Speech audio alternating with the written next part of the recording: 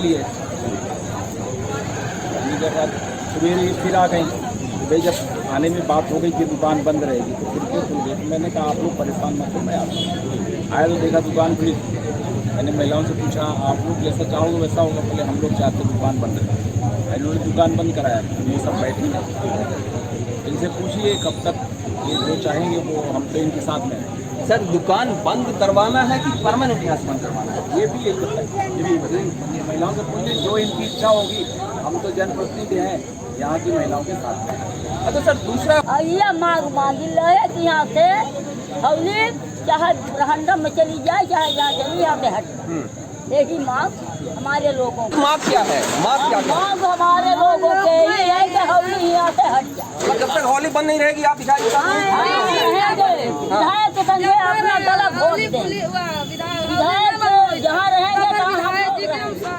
अधिवक्ता संघ के कोषाध्यक्ष आलोक मिश्रा जी से हम बात करते हैं कि आखिर जो ये घटनाक्रम हुआ है, घटनाक्रम आचार संहिता लगने के बावजूद होली बंद करने के लिए माननीय विधायक राज्य मंत्री दर्जा प्राप्त विधायक पटेल जी ने धरना दिया था और उनको ये अल्टीमेटम दिया था होली वालों को कि 7 दिन के अंदर आपका यहाँ से स्थानांतरित दूसरी जगह हो गया।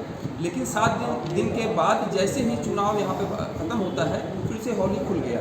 तो इस पर मैं चाहूँगा कि मिश्रा जी क्या आपकी क्या राय है? देखिए ये उस समय मैंने भी ये सुना था, मुझे भी जानकारी में ये बात आई थी कि हमारे विधायक माननीय प्रदीप पटेल जी ने धरना प्रदर्शन किया है चाक मोड़ में जो शराब की दुकान स्थित है उसको बंद कराने के लिए और यहाँ से स्थानांतरित होकर अन्यत्र जाने के लिए, क्योंकि वहाँ अराजकता फैल रही है और आवागमन अवरोध होता है। और फिर ये भी सुनने में आया कि शायद 7-8 दिन का समय दिया गया है स्थानांतरित होने के लिए, और ऐसा कुछ हुआ नहीं, स्थानांतरित हुई नहीं और 4-5 दिन बाद फिर से वो उसी स्थान पर संचालित हो रही है।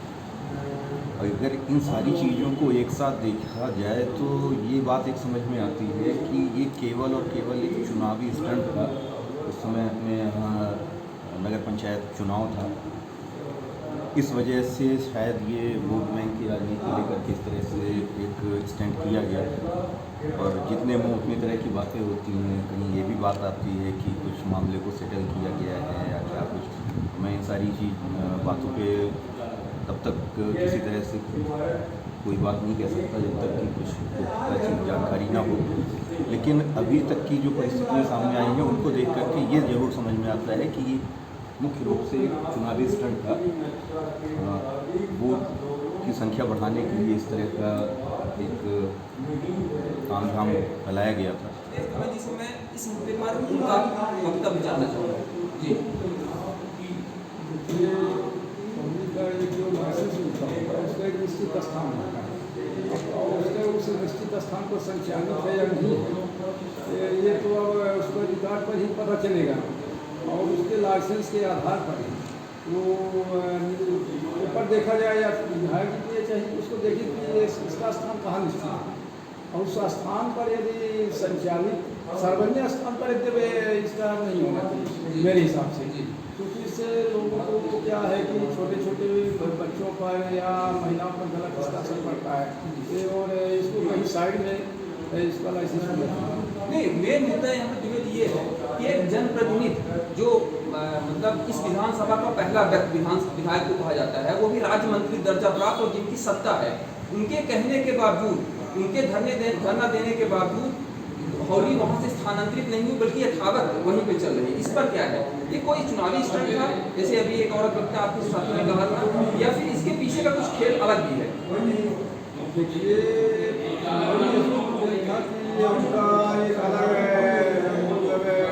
मामला तो वो नहीं बता सकते हैं। मेरे हिसाब से तो जिसकी सरकार है मैंने भाजपा की सरकार है उसके विधायक ने यदि उसके खिलाफ धरना देने भी शोभा तो नहीं देता जनता के हिसाब से। या इसमें मैसेज जो जाएगा संदेश जो जाएगा जनमानस में तो गलत ही मैसेज जाएगा। विधायक कोई नहीं सुन रहा है इसलिए विधायक को धरना देना पड़ेगा। मेरे हिसाब से ये अब क्या मामला है ये तो और शराब ठेकेदार और विधायक के बीच का मामला है वही बताया। शराब ठेकेदार और विधायक जी के बीच का मामला है। सत्ता पक्ष का विधायक वो भी राज्य मंत्री दर्जा प्राप्त के कहने पर प्रशासन नहीं चलता, एक तो आरोप ये पहले से लग रहे थे और शायद ये सिद्ध होता भी नजर आ रहा है, क्योंकि धरना देने के बाद भी जो गलत चीज़ें हैं वो यथावत वहीं पर चल रही हैं। इसके पीछे कहीं न कहीं कुछ न कुछ इसके पीछे राज होगा जिसका पर्दाफाश होना जरूरी है और एक यह चर्चा का विषय भी माहौल में बना हुआ है। अब मैं अधिवक्ता संघ के उपाध्यक्ष कृष्णेंद्र प्रसाद तिवारी जी से चाहूँगा कि इस मुद्दे पर राय रखें।